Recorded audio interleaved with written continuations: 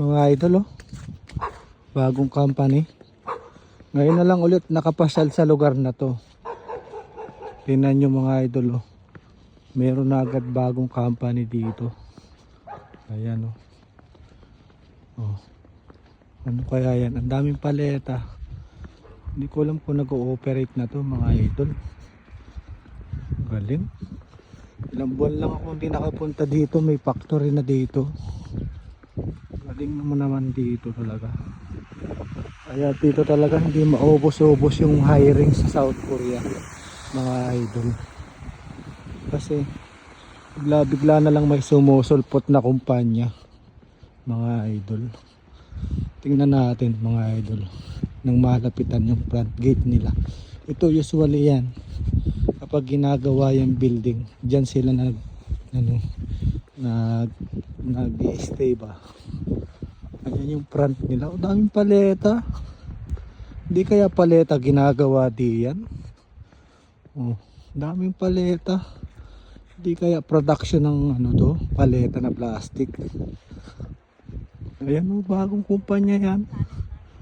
Mga lodi. Grabe.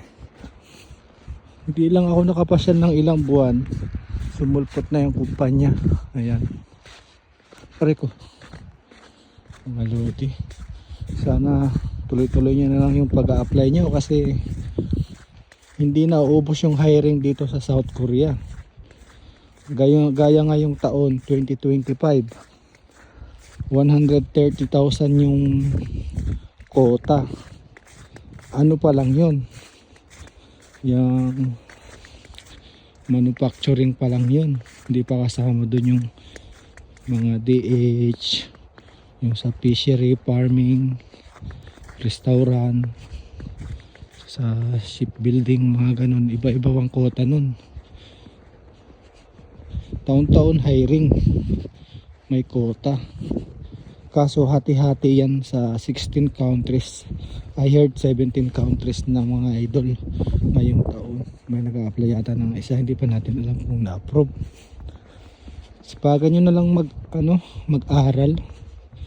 Kung pangarap nyo mag-Korea at nagtatanong kayo kung paano makapunta sa South Korea, paano mag-apply, isa lang masasabi ko, mag-enroll kayo sa magaling na Korean Language Center. Although mahal, pero sureball na maipapasa nyo. Kasi may mga Korean Language Center na makakapag-aral nga kayo mura, pero kulang yung